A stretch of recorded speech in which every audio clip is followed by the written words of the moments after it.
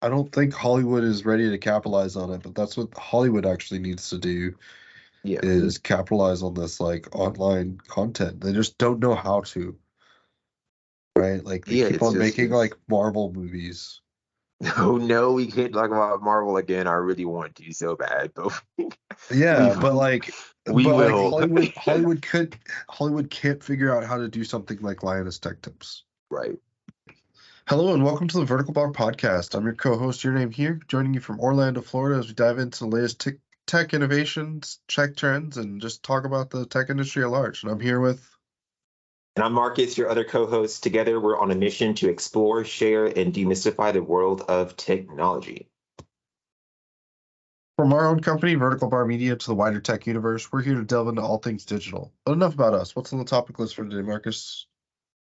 Right. So this week in tech, we've got the OnePlus 12 is set to launch in China on December the 5th. It should be launched in the US and other territories shortly after. How about that segue? Well, I guess we're gonna need a couple more OnePlus 12s for a gamer after he allegedly dies from streaming too much. Oh shit. That's insane. That's crazy. I think there Yeah, were things that used to happen like this back in the day, but I don't know if it's been as big of a deal. I know video games can be kind of intense, so that sucks that someone died from it. That's horrible. I guess we'll yeah, talk that's about weird. that later. I wanna hear more about that actually. Yeah, same here. And then we got another Jason Bourne film coming with Berger set to direct this. What else has he directed? It's a good fucking question. For Berger, See, what's the first name? the new director for the Jason Bourne film. It says he directed a 2023 film called A Quiet on the Western Front. And he's also in negotiations to direct the new Bourne film. I don't know exactly what All Quiet on the Western Front is, but it seems to have done well for him to be offered this new role as a director. Because usually Yeah, you're only offered a role if your previous films have been doing well. So, yeah, and um, so I will get into this topic later. And well, you're without right. forgetting to thank our AI overlords for scripting this intro, let's dive in. So what's going on with the OnePlus 12 launch in China? Yeah, so I recently found out that OnePlus is also the same company as Oppo. Oppo is a international, well, they are a Chinese company. I'm And aware of Oppo, yeah. yeah, yeah, and they're not as well known over in the US, but I didn't realize this entire time that they're actually the same company. So all of the devices that release under the OnePlus name have been previously released under Oppo. I think Oppo has their OS based off Android called Color OS. OnePlus has Oxygen OS, sort of like the Samsung One UI that's an overlay for the Android operating system. Their flagship device is usually called their OnePlus and then a number behind it. So the last one would have been the OnePlus 11. They recently launched the OnePlus Open, which is their first folding device. It competes with the Samsung Galaxy Z Fold series, and now their OnePlus 12 will be launching here shortly. It's going to have the new Snapdragon Gen 3 processor, which is the top of the line mainstream processor for smartphone devices. Usually, all the high-end devices have that. Are usually all of the high-end devices have a Snapdragon something something. Previously, it was the Snapdragon 8 Gen 2. Now we're at the 3. So I do like the OnePlus devices. I recently had a OnePlus Nord 5G N20. It was a great mid-range device. It cost me less than $100, and it ran Android pretty well. I know OnePlus is usually they usually have really good cameras. I like their camera cutout on the back of the device. It looks like a professional camera. I don't know if you've seen the screenshots. Not, I'm sorry, the promotional images for the OnePlus 11 or 12, but the rear of the device has like this quad camera setup that looks really, really, really cool. So I know Oh they're yeah, really, really I really like the yeah, design of the OnePlus 12. yeah, dude, it's Kind of looks nice. like a I don't know, like a little spinny thing. Yeah, yeah, and maybe that's what it'll become soon. Maybe it will be able to have some sort of like mechanism installed to where it will be able to use all the cameras in some way. I'm not a professional photographer. I know that's more of your and Dan's thing, but I do know that for camera enthusiasts, it seems like they are trying to tailor to that audience. Yeah, and I I mean, know some, camera technology is increasing just every single day, honestly, on these devices. But it seems to be like the improvements are getting a little bit slower now, and it's kind of moving towards AI kind of yeah, stuff. I and think there's a software. lot of limitations with the form factor of these cameras, and that's why they need like separate actual cameras, right? Like they have like a 12 mega, I don't know what the actual details are, but so there's a 48 megapixel ultra wide, but it also has like a 12 megapixel telephoto, which is like the more zoom focus. And it's kind of interesting how the software is like incorporating all of this into like it kind of it gives you the digital zoom up until the point where it switches to another sensor, and then it continues on to the digital zoom, and then it switches to another sensor. Um, Exactly. Yeah, that is cool because back in 'Cause the that's what the day, point of all these like different cameras are. Like it's to give you one seamless experience to be able to like use, not actually have like five different cameras on your phone, but to actually give you just one. And I think OnePlus had actually had some of the software that allows you to record two video files at once. So it'll record like a far away one, and then you can record the front facing like selfie camera. Um, right? in separate files at the same time. And so it's kind of interesting how they're like really designing this kind of stuff. Yeah, and it's almost like, these flip phones as well, the folding and flip devices, how they have multiple cameras, and it's kind of interesting how some of this stuff is going to advance. I do know it would be impossible to sort of take clear picture and clear video and do all of the other cool stuff you can do with photography and videography if you only had the one lens. So it seems like um, things are getting really cool. I know Sony usually has the most extensive camera setup for their smartphone devices, obviously because they have the best technology when it comes to mobile photography. Um, and it seems like some of the other players like OnePlus, Samsung, Apple are sort of catching up a little bit. But like you said earlier, recently the upgrades have mostly been towards AI and software enhancements. Well, it's funny you And mentioned this. The OnePlus 12 actually uses Sony's LYT 808 primary camera with a 64 megapixel telephoto zoom. nice. So I'm pretty sure Sony manufactures all of the I mean, Sony's actually manufactured the iPhone cameras for the longest time too. Really? I didn't know that. Yeah, I I didn't think know they, that. I think Apple has changed their silicone processes with the M series, so they're getting closer to being able to develop their own sensors. But it's a monumental task to be able to do something like that in-house from the ground up. Especially if you don't have any previous experience. Exactly. Right. Yeah. Well, Um, even if your previous experience is like semiconductor technology, like building a CPU, like it's completely different. right.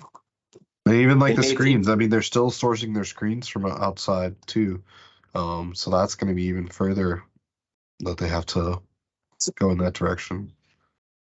and sorry to cut you off, but here's my thing. So we recently had where Apple was obviously using Intel processors for their MacBooks and all of their Mac OS enabled devices, and now they're doing all of their in-house stuff. So now Intel has obviously lost a lot of money.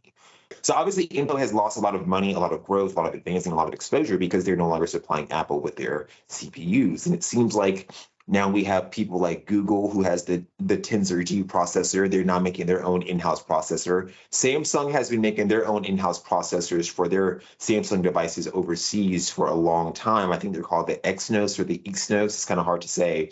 And now they're starting to incorporate those more in their mid-range devices for the US. So like that means that Qualcomm is not going to be able to provide the Snapdragon processor as much as they used to because now everyone's doing their own thing. Yeah, no, I was just saying how I remember back when Intel sort of stopped producing or stopped being able to produce CPUs full time for Apple back in 2020. That's when they announced their M1 series processor for the MacBook, and then it incorporated over to the iPad, or it moved over, excuse me.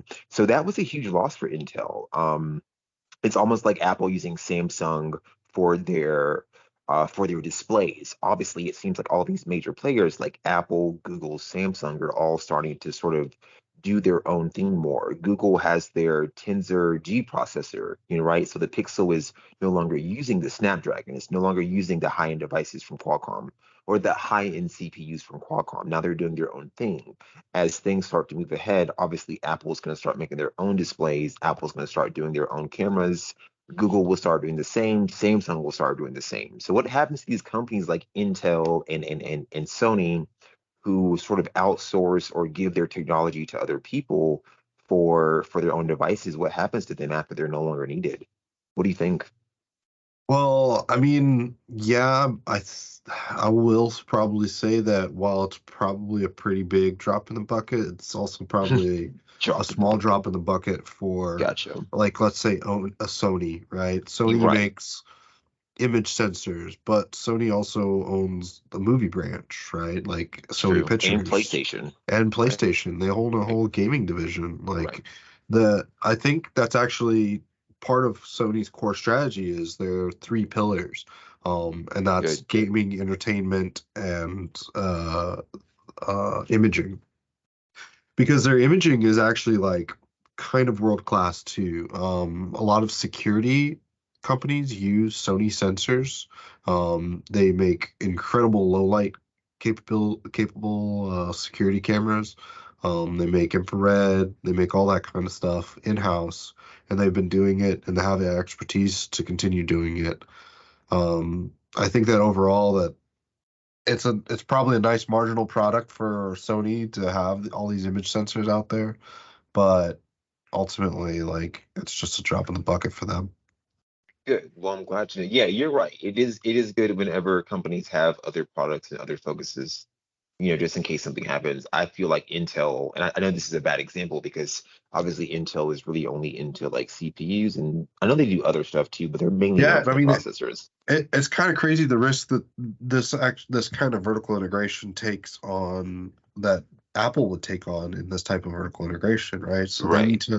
they need to move into sourcing raw materials. They need to the the manufacturing processes. They need to have all these steps in the chain. Like if they're Right. broken, there's not somebody on the outside that can come in and fix it, right? Like, hey, we've Exactly. been developing this iOS sensor for 8 years now, and we've cut out the competition, and we can't we can't get the material for this anymore, or something. Like, they have to make that change, and they have to be the ones to do it. They can't outsource it anymore.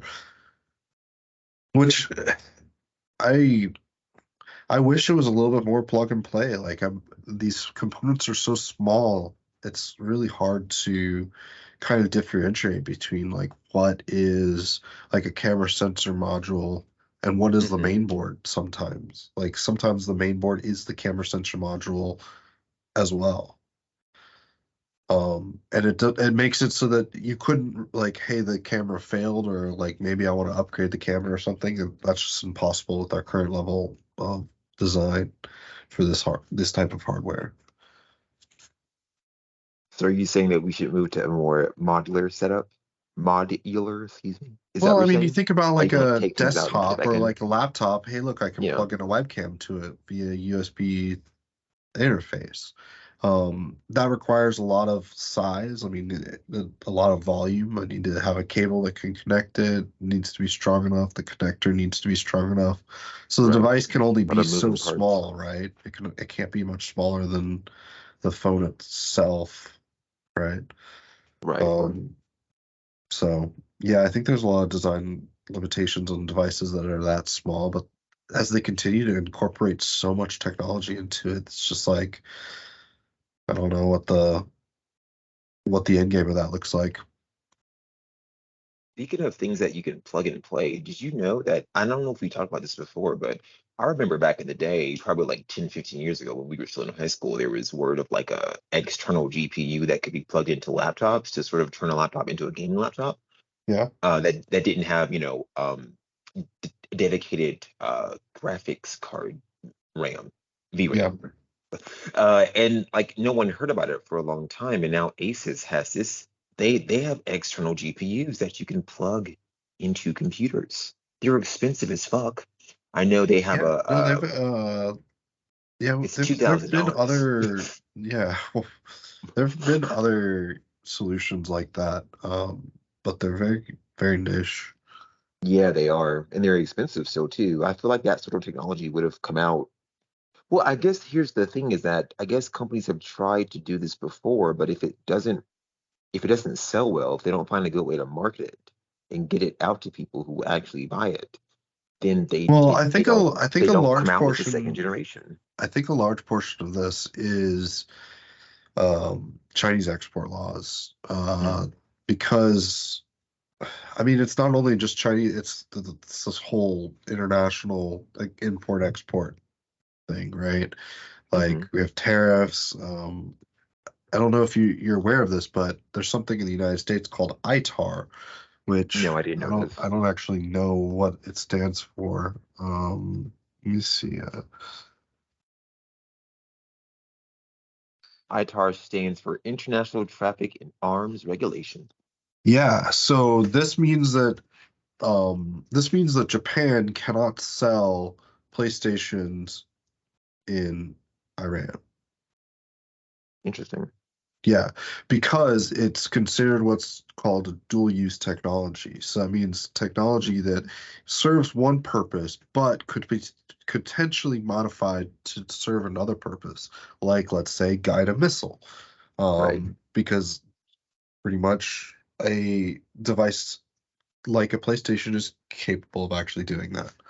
Sort of like Um, Flight Simulator, right? yeah, How it I can be mean, basically if used you for can run a flight drones. simulator on it, you could Right. probably guide a missile with it. Right, exactly. Yeah. So Oh my yeah, God, what it's were kind of we crazy doing because a back in lot of middle this, school? I mean, that's just like in terms of dual purpose technologies, but cell phones fall into this kind of Right. category all the time. And being a subsidiary of Oppo, which is a Chinese owned company, it comes with Hmm. its own baggage that it has to Right. overcome in the rest of the world. I mean, we think about like companies like Huawei that have essentially been banned here in the US. We have a Right. DJI ban. I mean, consumers can still purchase it, but like government agencies and businesses that want to do work with government agencies can't use DJI drones. They have to Gotcha. use something from American lists because like essentially all that stuff would just pass through a server in China and it's being scraped, you know. I mean, there's exactly What the do you mean same by thing that's scrape? happening Like, here. Like we're trying to scrape all the Chinese websites that we can, hmm what do you mean by at least the scrape? government. Define that if you don't mind. Scraping is when like you build a program and it like crawls on the web, it'll go to a website, it'll take all the information off of it, not off of it, Gotcha. but like retrieve it and to be analyzed later. Gotcha. Like a note-taking automation system or whatever. I don't Yeah. know the terminology. Yeah, I mean Cool. it's been Way to around be since plugged the into dawn of the AI. Yeah. internet. Yeah, it's just web scrapers. They just I mean that's how Google is Google, right? It goes through Right. all the possible websites and it catalogs them so that you can find them. Right. Which is why AI and AI infused search is very interesting because it's like, Copilot and now Google Bard are going to be able to use this information to really do some really cool stuff later on, which is why like I keep trying to emphasize how cool AI is because I mean if you want to research and you want to search for information like what we're talking about when it comes to all of these laws and all of these whatever I you mentioned ITAR, I had no idea what that was. Now it makes sense. Like there's a lot of things that have to be factored in for a company to sell something in a different place. Like we're used to US regulations and we're used to things that we can do here, which is almost an infinite amount. But in other places, things are different. And it's like whenever companies make decisions, whenever they launch products, whenever they include stuff in their hardware, software, blah blah blah, a lot of stuff happens behind the scenes that we're not aware of, right?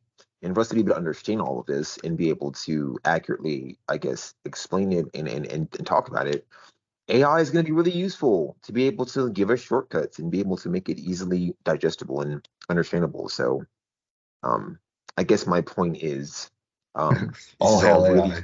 this is all really fucking confusing, and obviously AI will be able to assist us into being able to report this stuff and discuss it.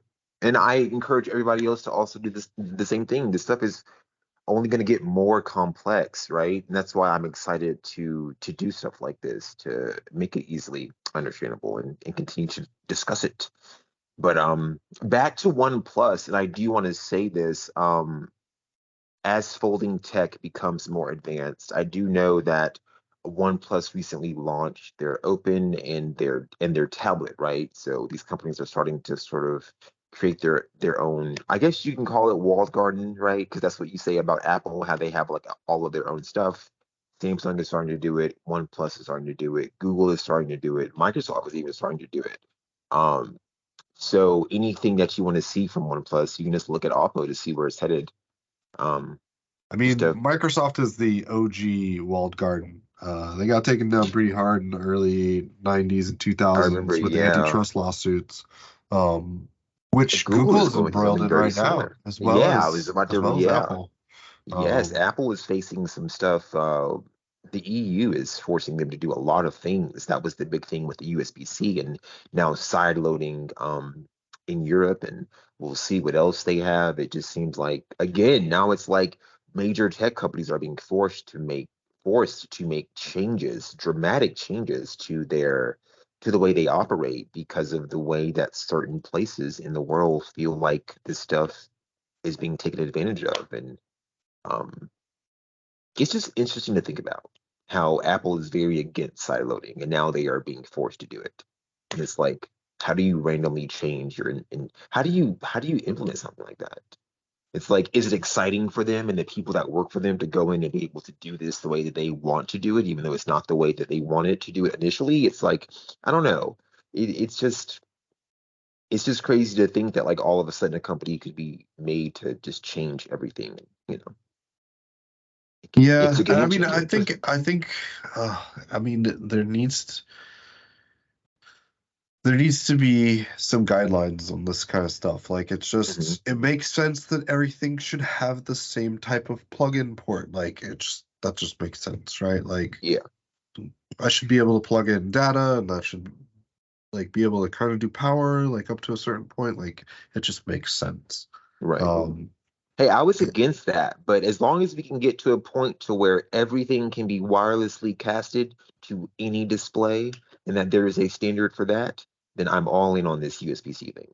If it gets me well, I mean there, I'm good. it's getting closer to that, but essentially what we Good. need is like I mean it's gonna turn into like we have our cell phone, right?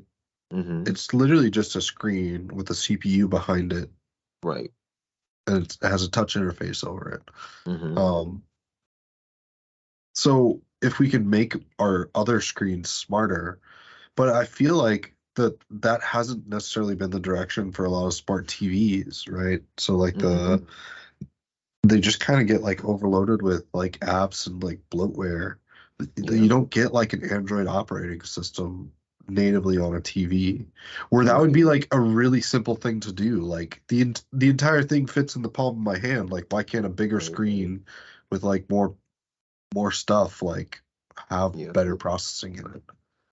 Well, that's the thing that I've always like. I got Like the why does a 4K $6,000 TV not include like a a $500 phone computer. computer in it? And like Exactly. we're No, I running was Android. also Like, why can I thinking that buy like a too. hundred It's dollar crazy. projector, but I can't buy a TV that actually That has has a like, computer that yeah, has an operating system on it. Yeah, yeah, because because like it wouldn't the cost that. Android thing, like I can download on my projector this little like pocket Pico projector. I can download uh it's like a tablet essentially. I can download Hmm. Netflix or Disney Plus or use a web browser and like I can just play content on the wall like that.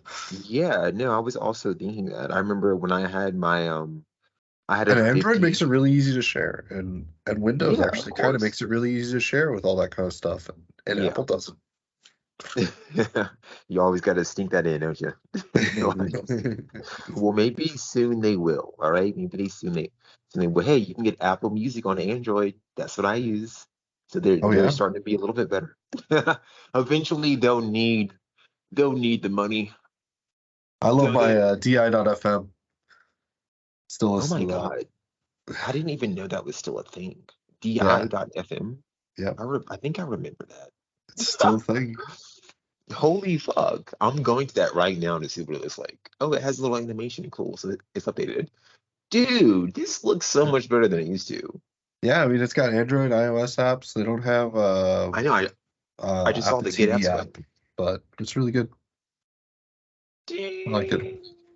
So this is still the one where you like upload your own music and then you can just stream it based off that. Is that what this does? No, DI.FM is like curated electronic music. Gotcha. So they got like drum Oh and yeah, back in the bass. Beatport days. Gotcha. Yeah, yeah, yeah. They got So like it's more trance so about channels. like shuffled playlist, or can you add your own mixes and then like There's play it in yeah, that order? there's both.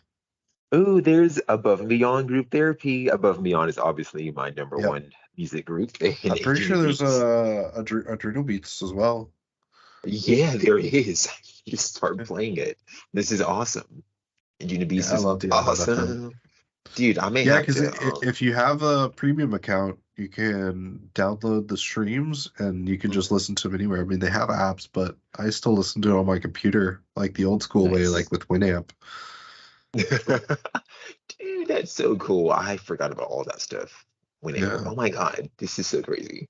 yeah, You bring dude, me back they to got a lot mid of great 2000. stuff. Like you can get a nice lounge channel going, get some nice vocal chill out, some dance Nice. music, yeah, some ambient stuff.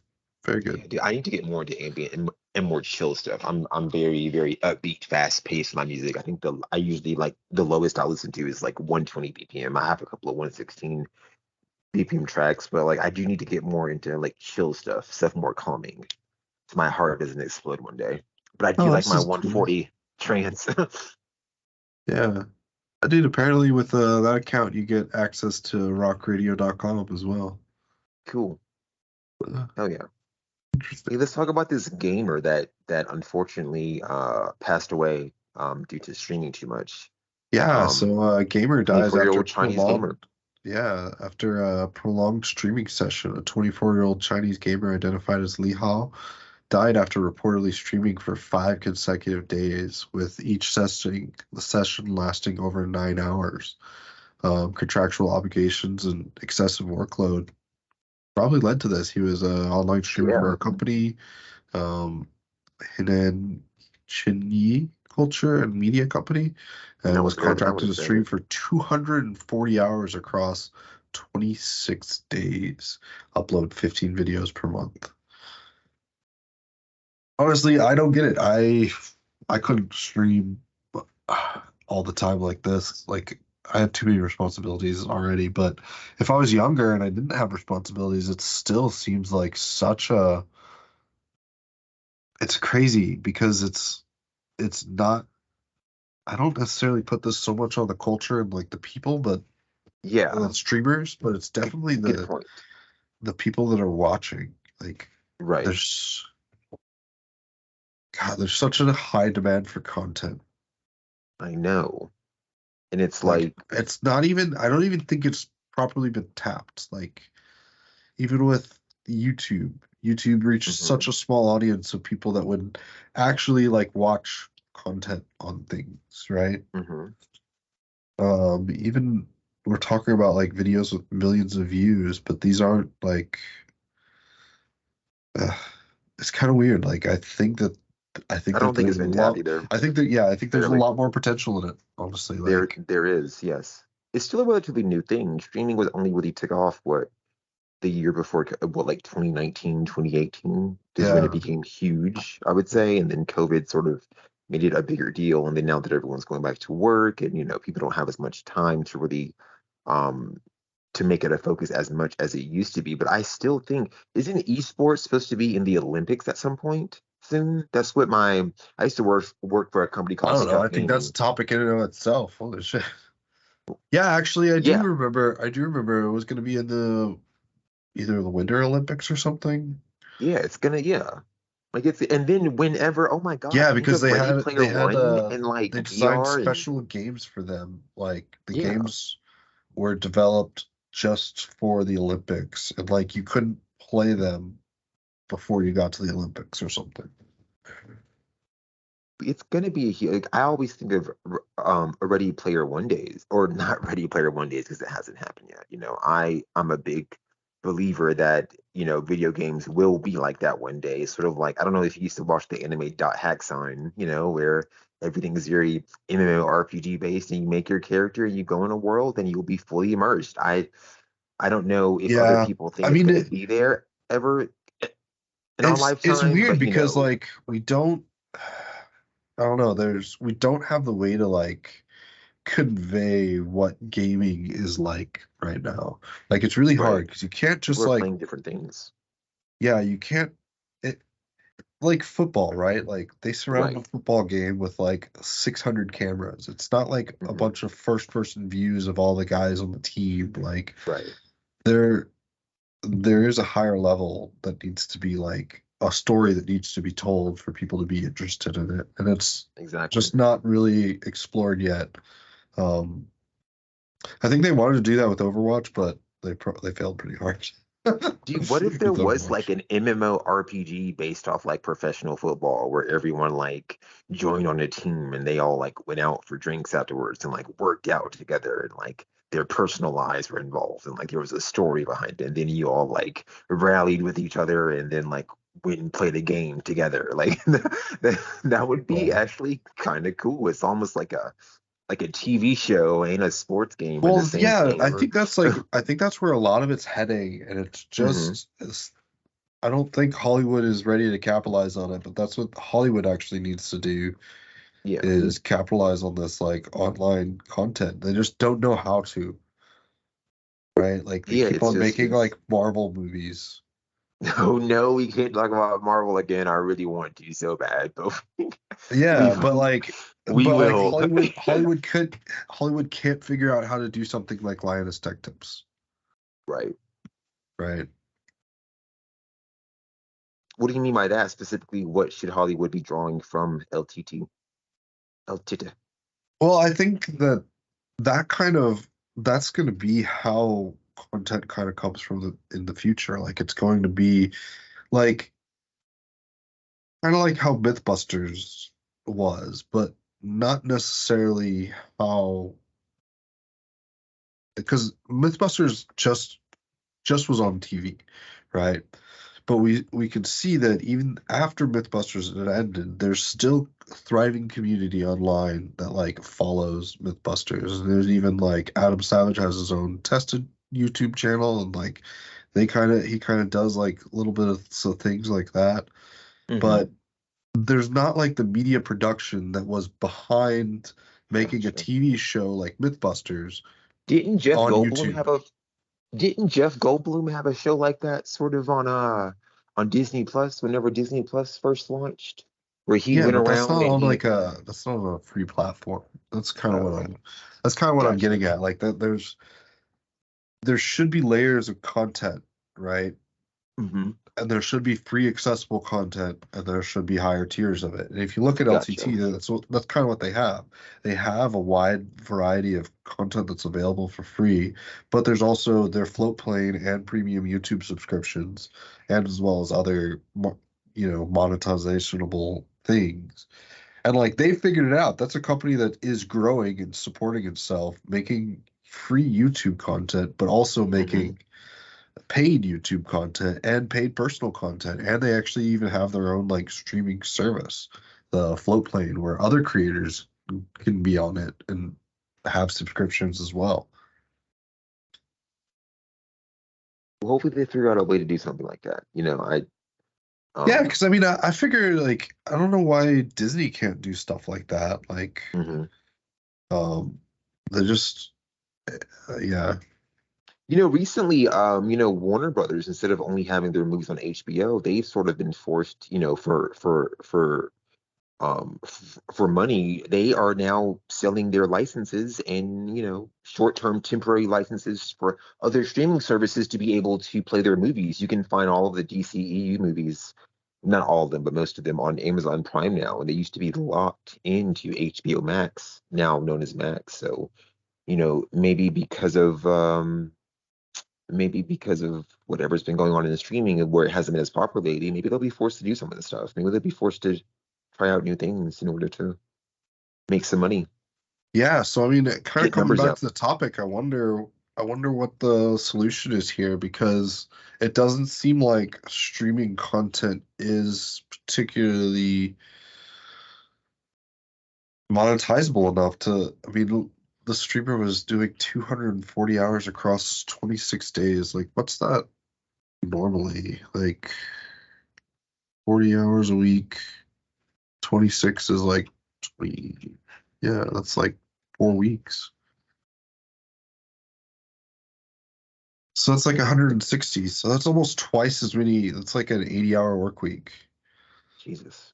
for 4 weeks straight, uploading 15 videos a month. And that's just one person doing it. Like, is there really such a demand for that kind of content?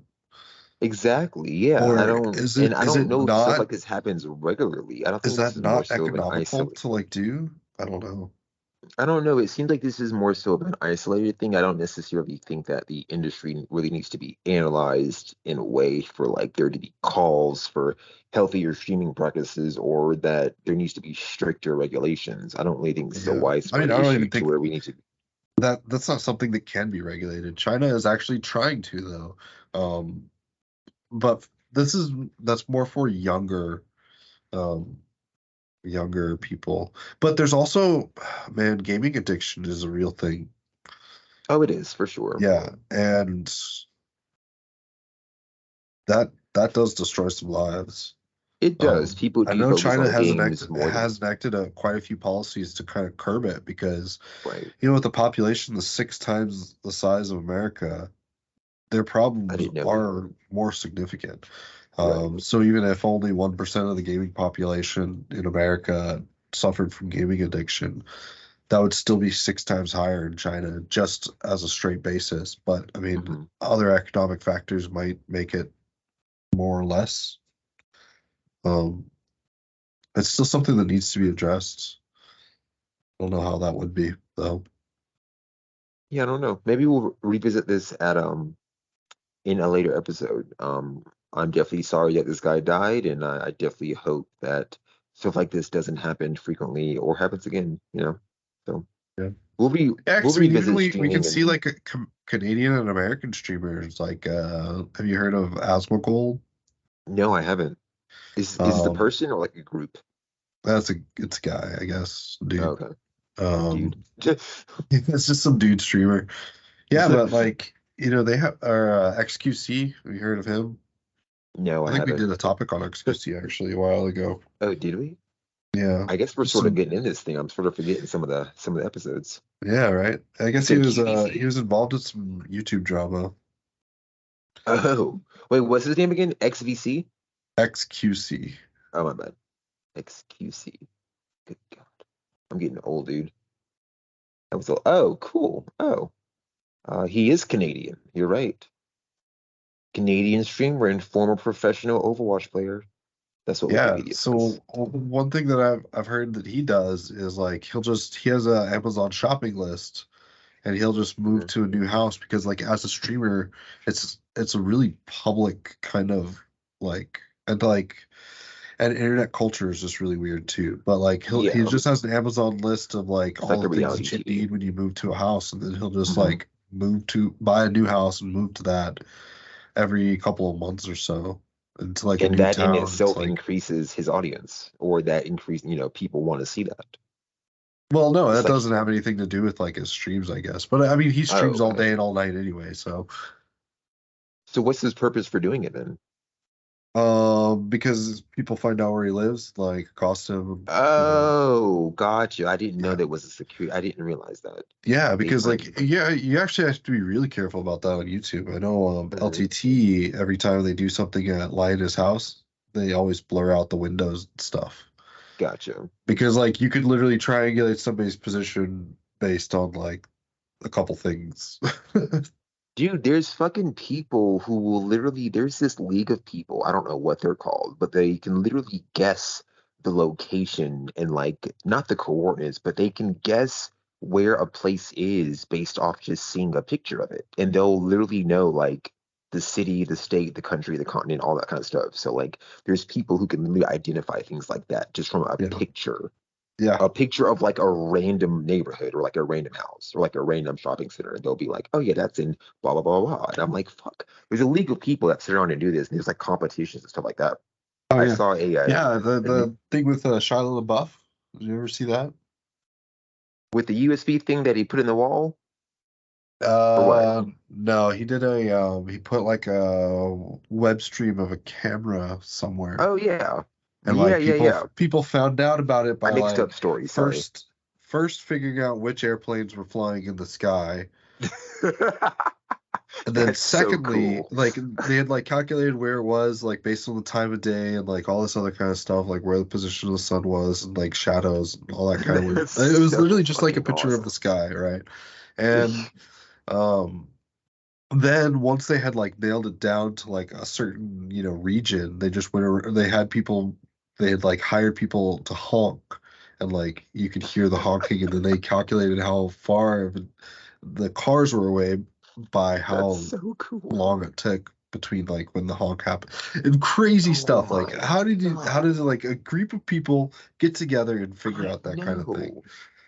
That gives me hope for the world. That means that when shit goes down, that people can come together and figure some shit out. Oh yeah. Like that's what I think. That's what I see that as becoming. Like if anything ever bad happens and if people's lives are at stake and there's, global whatever the fuck, that people will be able to use a video stream to like track down something like that specifically. That's awesome. That's why tech is so cool to me. Oh yeah. That's That's so wild. fucking awesome. Yeah, it is. All Well, right, let's move so on to let's our next topic here. Dr. Berger. Just kidding. He's actually a director. His name is Edward. Is it Berger or Berger? I always fuck this up. Berger, I guess. Berger. Burger. It's not Berger Berger because Burger. we know what that we know what that is, but it could be. So he's a director. It looks like Wikipedia can't track his age down. He's between 52 and 53.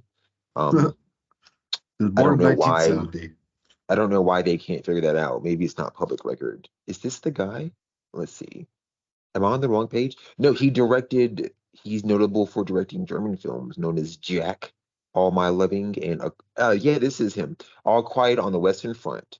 So his most recent film, which is All Quiet on the Western Front, it has a 90% on Rotten Tomatoes. So this guy is well liked, it seems like. Yeah, it's got a He's 7.8 supposed on IMDb. not That's pretty bad, good. not bad, depending on what state you're in. But yeah, no, he's supposed to be directing. I think he's been tapped. I don't know if confirmed or not. Let me check my AI notes. Yeah, so the new film from Universal Pictures is in early development. There's going to be a new installment, obviously, for the Jason Bourne series. We don't know who's been cast. We don't have any other information other than this guy, Edward Berger, is in negotiations to direct this film. So Yeah, so you haven't seen All Quiet on the Western Front, right? I have not. Have you? I have. It's Oh, you have? yeah, it's Cool. pretty good. I liked What's it. it about? Yeah. It's World War II, young German soldiers, terrifying experience and distress. Yeah. So it's or from World War One, it's from the German perspective of World War One. Interesting.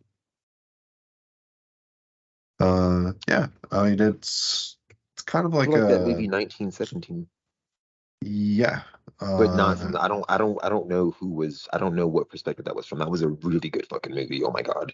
The entire movie seemed like it was shot in like one take, even though it wasn't, but just, oh my yeah, God, that movie is so good. But yeah. yeah, I think that kind of overshadowed this one a little bit. Because I think yeah, it because came this out. is my first time hearing of this one. Yeah. Uh, but yeah, I mean, it kind of gives me hope for a return for the Bourne franchise. You familiar with the Bourne franchise, right? Yes. Have you seen Okay, them so I all? haven't Did you seen the actually movies in a watch long. the movie for this episode? No, I had. I wanted to. I did not get around to it. Did you? Yes, I did. And You I took bastard. notes. Damn, you bastard. All right, so I guess let's explain to our audience. We're going to be looking into films and we're going to be reviewing them, I guess, live on video. We're not live, we're not going to be watching the entire movie live, but we're going to watch the movie beforehand, and then me and Jared are going to make some sort of docu-series. Oh, we're going to continue Real Cinema Talks. It's already gotten Yeah. started on YouTube, right? So we're going to be analyzing movies, reviewing them in depth. It's going to be really cool. So the first one that we selected is going to be did we decide it was the first Bourne Yeah, the movie? The firstborn. Bourne Identity? Yep. Cool. So Jared watched the movie. Marcus did not. So, this is something that we are going to do for sure, and it's going to be exciting. I like analyzing movies. I like that we have different opinions on this. I like the discussion around it. I do want to add though that there was a series that came out on USA a couple of years ago that sort of dived more into this world that they built around this Jason Bourne and sort of the organizations and the governments and sort of the programs that it came out with that involved people like him. And it only lasted one season. I don't know what it was called, but had you heard of that? Yeah, so I actually got the list up here. That was called the Born Legacy, maybe? No. No, I think it was called Uh Treadstone. It was called Treadstone. Treadstone. Yep, you're right. Yeah, it was good. I loved it, but it got canceled. Those Oh, I bastards. didn't know it was canceled, but yeah, Yeah, I didn't get to one see season, that. dude. Yeah, Yeah, it so was. this is also kind of interesting for the filmography of the Bourne series. So they released the Bourne Identity in 2020. It's got a 7.8 with a 68 Metascore, right? Mhm. I remember seeing it in theaters. I thought it was pretty good. And it watching it again, it was definitely a little bit slower than Mhm. I remember it, but I mean, this is also kind of Good tainted point, by the fact actually. that I've seen The Bourne Supremacy and The Ultimatum, which were released in 2004 and 2007, and the score went from a 7.8 to a 7.7 to an 8.0. And the Metascore went from a 68 to a 73 to an 85. So these three movies came out in succession, 3 years after each other, 2 to 3 years, and they improved each time, which Yes, is actually kind of incredible for for a movie trilogy. And then they released the Bourne Legacy 5 years after which that, and that which starred Jeremy tanked. Renner, And that right? was actually, yeah, that was with Jeremy Renner. That was the first departure from Matt Damon as the Bourne, Exactly. Jason Bourne. Dr. That Bourne. one Sorry. is the lowest rated until 2016, 4 years later, that Matt Damon came back. And one of the things I've heard about the Newborn movie is that Matt Damon won't come back unless the script is like written and ready, Good. like, and he approved it. Good. So that's kind of interesting. It's going to be curious to see if it's a return to form or if it's another copycat. That's just not Yeah. fleshed out. But Give given me that the one last movie second. was in 2016, it's already 2023, and we probably don't. We only have a director like in negotiations. Probably won't see this movie before 2025, 2026. Honestly. Yeah, it seems like the release schedule for movies is going to be and this is the thing that's been happening in the movie industry is like movies keep getting pushed back. So now there's too many movies in a year and then no one hears about them because I mean, I don't know what it used Well, to it's be kind like, of but I feel interesting like because there's a movies. large overlap with.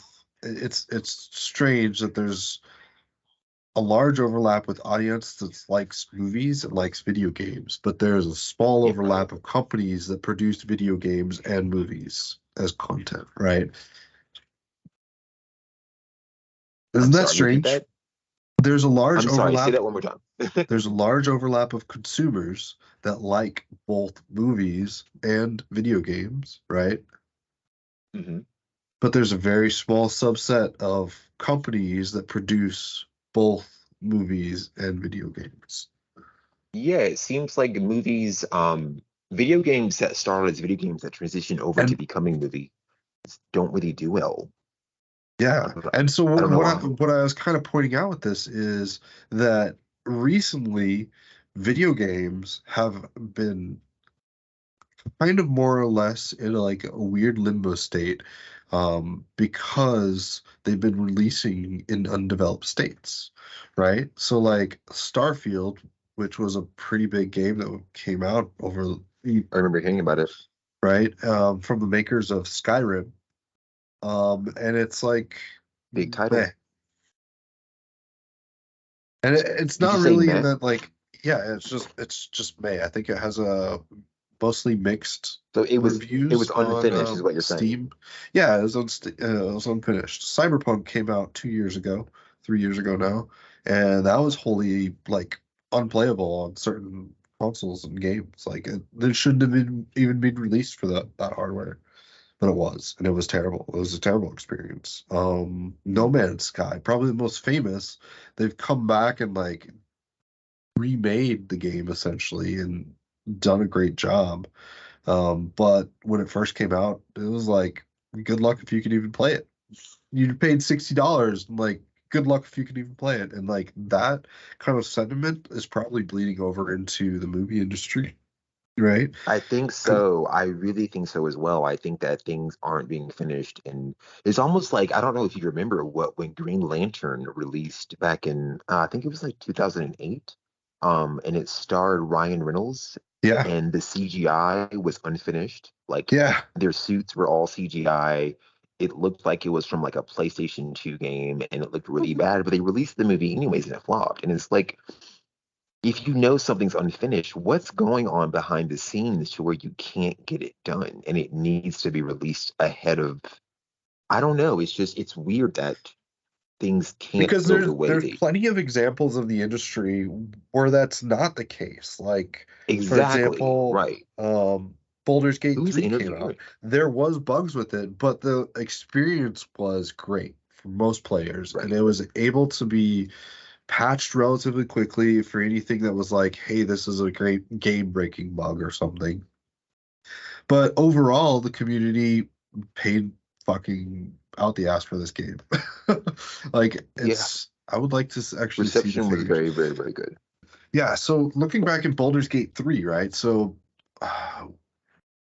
it's interesting because we don't have exact numbers Hello? for this, but according to SteamDB.info, Baldur's Gate has sold 21.2 million copies of Baldur's Gate 3, just on Steam, and they estimate that there's probably a couple more million sold through either BG or Larian Studios directly or other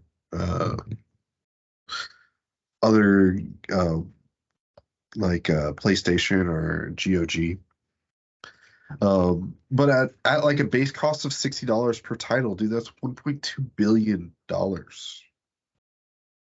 Like, how How much much? money? That's, well, what's 22 million? Just the base number, 22 million times 60 is 1.2 billion. Damn. That's some money. That's, That's some good stuff. money. That's money, right? And like, what Yeah, did that's some good Disney? shit. What did Disney just drop on She-Hulk? Shut up. Fuck off, dude. Don't you Yeah, I mean, bring up I understand that don't this you game bring has up probably been in She-Hulk, bro. development for 7 years, and that's a couple hundred, that's maybe 100 million in annual salaries over that time frame. But seriously, like, video games make more money, but Hollywood isn't, Disney isn't interested in that, apparently. I think Disney Yeah, has no, like all the IP to it make some excellent games. Like, oh man, imagine yeah. like a WoW Star Wars. Oh, they do actually have a Knights of the Republic, but Disney doesn't want to do anything Dude, with it. Taika Waititi, and I hope I'm saying that right, is still doing his Star Wars film apparently, even though he's sort of received backlash for Thor: Love and Thunder. Yeah, And I think I guess a we got film that some he just we did get some interesting news in that Dave Filoni is We going to be did. head of You're Star right. Wars. What exactly is this position? Do you Yes. know? I'm not sure. There's someone always okay. There's always news coming out where someone's heading something and someone's in charge, but there's never like a unified name for it. So I don't know exactly what his position is, but I guess he's sort of going to be like you know how Joss Whedon was in charge of Avengers and the MCU at first, and Yeah. I guess he'll be making all of the creative decisions going forward for Star Wars. I don't know what Kathleen Kennedy's position still is or where she fits in this line, if she's below or above him. I know she got a lot of the flack for the issues with Star Wars previously, so maybe he's sort of taken over for what she previously did. So I guess he'll be in charge of the films and the TVs. He'll be saying who's doing what, where the direction is, Yeah, someone new to who's blame, keeping the huh? focus. Yeah, no, exactly. Or someone new to praise, hopefully. Yeah, I think hopefully. people like him. I think the Star Wars fans that have the loudest voice definitely like him. So um, I think that hopefully they'll have no choice but to like what he puts out. I guess we'll see about that. I think it's a good decision. I think even if I disagree with some of the issues or sort of the blame as it lay for Star Wars, I do want to see the community properly respected, and I do want things to go well for everybody. So I think it's a good move. I think it's better than doing nothing, and I think it's the right move for sure. I'm excited. Yeah, Also, actually, the Alkalite is still coming out next year. That's going to be our first Sith-focused Star Wars TV show. So we had Ahsoka this year, and then we got the Alkalite coming out next year. So I think Star Wars is moving in a good direction, whether there's change or not. Thank God. But I think even with him now helming everything, I think it'll be good. yeah, so there's a new Star Wars game too, right? Star Wars Fallen Order. I think Fallen Order, yes. I think Fallen Jedi was the one. I'm still playing Fallen Jedi actually through GeForce Now. Yay. Oh, And really? now How's also, that? yeah, Fallen.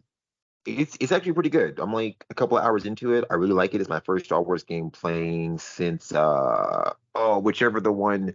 There was one where Anakin Skywalker as Vader had an apprentice.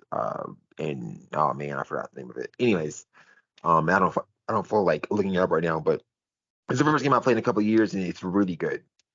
It starts from the basics, and I can see it going really well. So I'll catch up one of these days.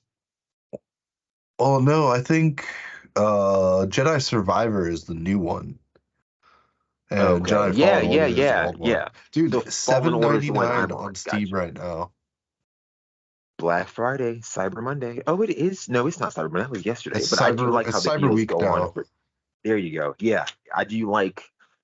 That's how I got my laptop for so cheap. It's originally a $900 laptop, and I got it for like for $360 because I bought it right before Black Friday, and I found it early.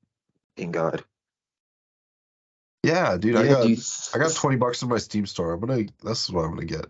'Cause cool. they got a couple other games here too. Star Wars Battlefront's Star Wars games are $3.99. always Star Wars games are always received very well. Again, here we go back to this the same point that sort of you and I have been saying, where video games for some reason can't capture or films can't capture the same magic that the video games do. So it's like, why don't they just make a Star Wars Battlefront or a movie based off some of these games? Well, I do know some of the games aren't canon. I don't think any of the games are canon, but maybe they should bring them into them. They have real actors playing some of these people, so why not bring them into the fold? I don't know. Maybe that's too much to ask. Yeah. You're so you're Yeah, so you're gonna I'm buy probably them? gonna get this and play on my Steam Deck. That's pretty cool. Oh yeah, because you have a Steam Deck. Dude, I'm gonna get that Lenovo Legion Go, and we're gonna compare them. We're actually gonna do a video, and we should do this comparing this to after I get one. Well, that's all the time we have for today on the Vertical Bar Podcast. As always, it's been a blast exploring technology with all of you. Indeed, it has, Jared. And remember, folks, if you want to learn more about the topics we've discussed, check out the description with links to our social media profiles. Don't forget to like and subscribe to the Vertical Bar Podcast for more tech adventures. Absolutely, Marcus. And we'd love to hear from you. Fuck off. Reach out with your questions, ideas, or just say hi. We're on all major social media platforms with Vertical Bar Media. And as we discussed, you can also go to verticalbarmedia.com where we have a website still being Oh yeah, renovated. verticalbarmedia.com. Yeah, which is so cool. I'm going to share it on the social media profiles. Until next time, keep exploring, keep learning, and remember the only constant in technology is change. Nice. Cue music. Nailed it. Gotcha.